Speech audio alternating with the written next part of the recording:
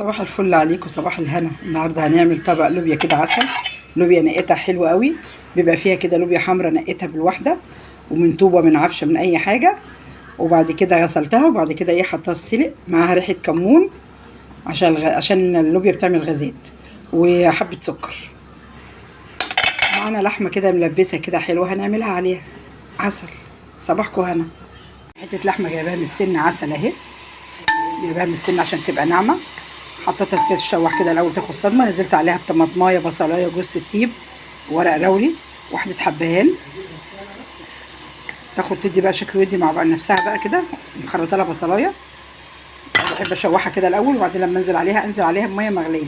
ما بنزلش عليها يا بنات بميه بارده. الميه لو نزلت عليها بميه بارده بتجرمز الحاجه. كوارع او اي حاجه جامده عندك، كوارع اي حاجه لازم نزود لها ميه بتغلي.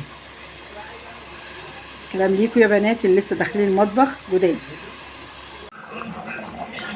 الله على اللوبيا وجمالها. بص اللوبيا وحلاوتها جميله كده، واللحمه بقى قليت بصلايه بحته السمنه كده، ما جاتش الحته دي معاكم، ورحت نزلت باللحمه في قلبها كده شوحتها عشان اللحمه من السن كده ملبسه.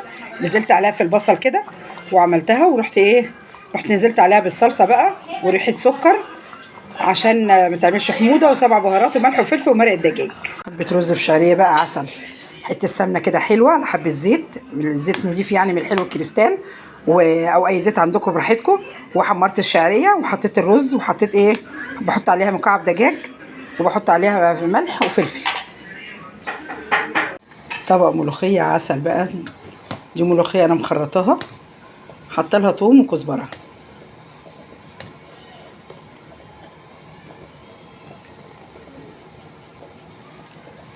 تغلي بس كده، تغلي فوره واحده كده، واروح عامله لها الطشه.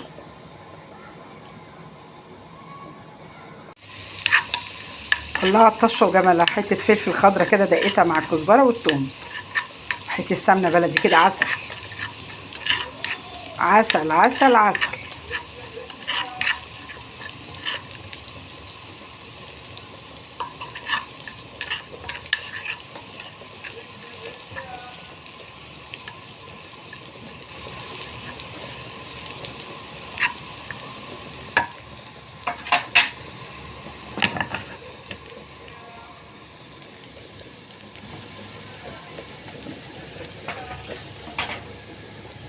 ننزل بقى كده.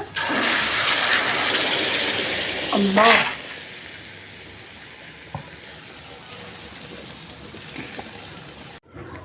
خلصنا اللوبيا عسل بتاعتنا اهي. قمر قمر قمر. شايفين الملوخيه تحفه. متنسوناش باللايك والشير واشتراك في القناه.